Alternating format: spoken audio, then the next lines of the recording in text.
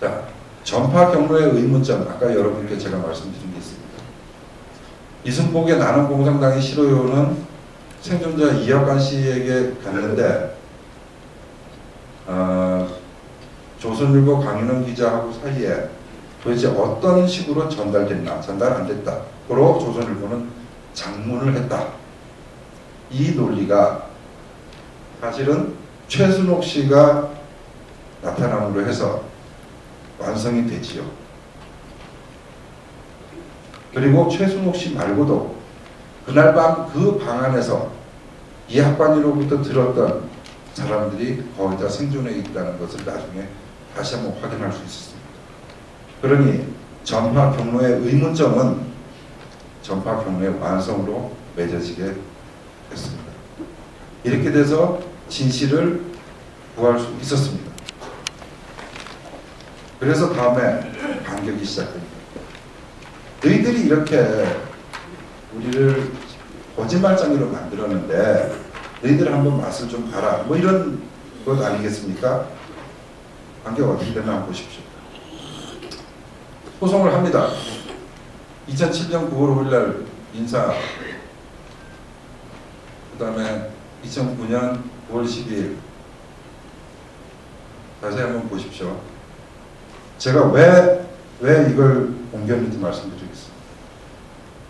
여러분 보시면 이 판넬은요, 지금 현재 이승복 기념관에 전시되고 있는 판넬의 일부를 그대로 제가 옮긴 겁니다.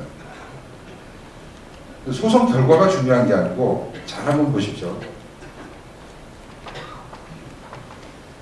여기 보면은 기억, 지읒, 이응 500만원 배상, 기억, 지읒, 비읒 처벌 없음, 뭐 이런 식으로 나와 있습니다. 관련 당사자들, 그러니까 장본인들의 이름을 전부 다 저런 식으로만 표기합니다. 승복이는 목숨 걸고 진실을 지키면서 정직하게 얘기를 하는데 기념관에 계시는 분들은 겁이 납니다.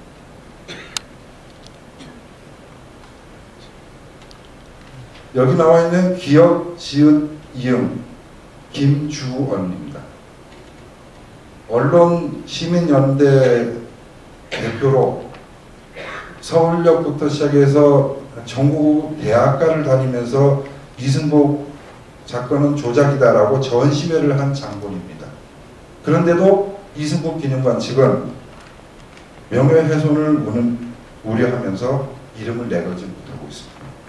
이게 현재 대한민국의 이승복을 지키는 사람들의 현실입니다. 현재 형사와 민사소송 모두 일관되게 공산당이 싫어요. 실제 사실 확인 확정 판결이 났다. 맞습니다. 났긴 났습니다. 조작서를 제기한 지 16년 만에, 몇 년 전이죠. 소송 10년 만에 사실 확인의 종지부를 찍었다. 이것이 조선일보의 타이틀입니다. 조선일보로서는 홀가분을 했을 겁니다. 그런데 지난주에 이승복 기념관에서 추모식을 하길래 제가 참석을 했습니다. 그랬더니 그 추모식 행사에 관한 보도를 조선일보가 받아서 실었습니다. 그리고 나서 이승복 기념관 측에서 우리 추모식 행사 보도된 것을 전시관에다 좀 걸겠습니다 했더니 조선일보 측에서 그러려면 저작권법에 위배되니 기사 사용료 30만 원을 내라고. 그래서 포기했습니다. 조선일보는 이승복 조작설이 아니다라는 데서 딱 스톱했습니다. 이게 안보 상업주의의 작태라고 저는 생각합니다. 감히 제가 몸담았던 회사지만 현실이 그렇습니다.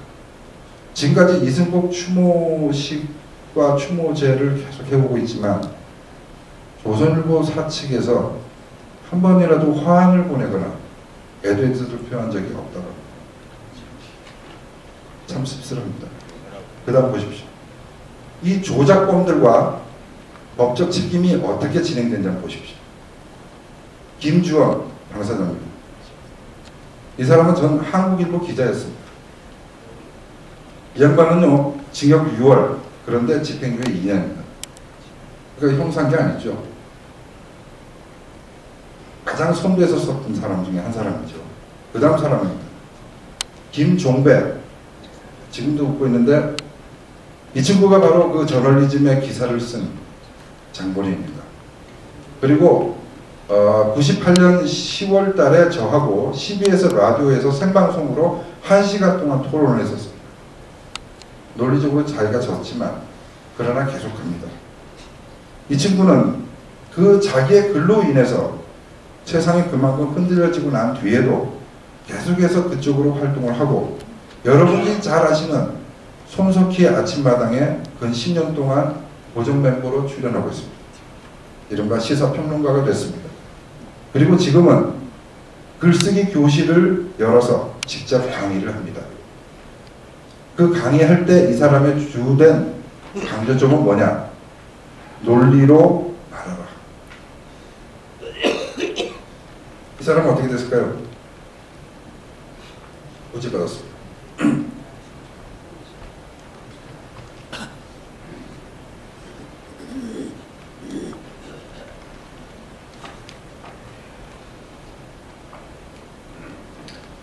아까 처두에 말씀드렸던 경남매일신문 동상을 다 때려 부수고 없애야 된다. 벌금. 나머지 MBC, 그 다음에 창원대, 경남대 교수 등등 해서 전부 무죄입니다. 결과가 이렇습니다. 자, 조작설이 났을 때부터 시작해서 소송 결과까지의 아까 제가 말씀드리는 그 현황판입니다. 전시관에 지금 걸려 있습니다만, 거기에 막 이런 데 보면 김주원, 김종배 이름은 전부 다 지워버렸습니다. 기념관 관장에게 제가 왜 이렇게 해야 되느냐고 물었더니 이 관장님의 말씀이 가관입니다.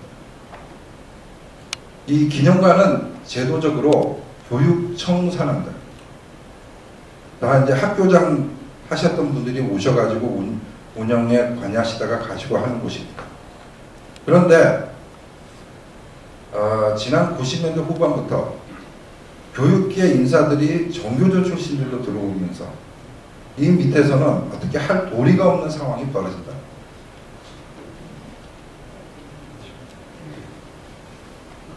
잠시 다른 이야기를 하나 하겠습니다. 여러분들이 낯이 익을 겁니다만 아마 유동열 씨라고 안보연구가가 계십니다. 유동열 씨가 한국의 친북 좌파들의 그 성장기를 기별로 이렇게 나눈 게 있습니다. 그래서 제가 그걸 요약해가지고 도표를 만들었습니다.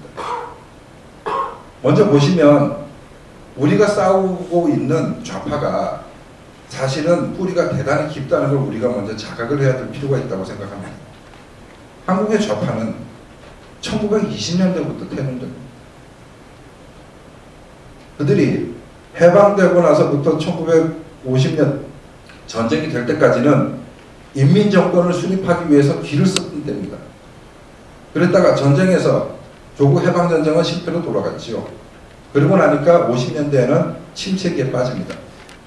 그랬다가 60년대에 들어오면서부터 지하 활동기를 펼칩니다. 수많은 간첩단 사건들이 이때 벌어집니다. 그리고 67년부터 무력 도발이 자행됐지요. 그때 이승복 사건이 벌어지는 겁니다. 자, 70년대 유신 정치는 잘 됐죠. 반독재로 내걸면 됩니다. 반독재 민주투쟁기입니다. 자, 80년 5.18 광주 사태를 기화로 해서 사회주의를 대놓고 지향합니다. 최병렬 한나라당 대표를 하셨을 때 그분이 광주 사태를 광주 민주화 항쟁이라는 이름으로 피칭하셨습니다. 그래서 제가 여쭤봤습니다. 어떤 민주화입니까? 무슨 뜻인지 모르세요? 자유민주입니까? 민중민주입니까? 민중이라는 뜻은 영어로 people입니다.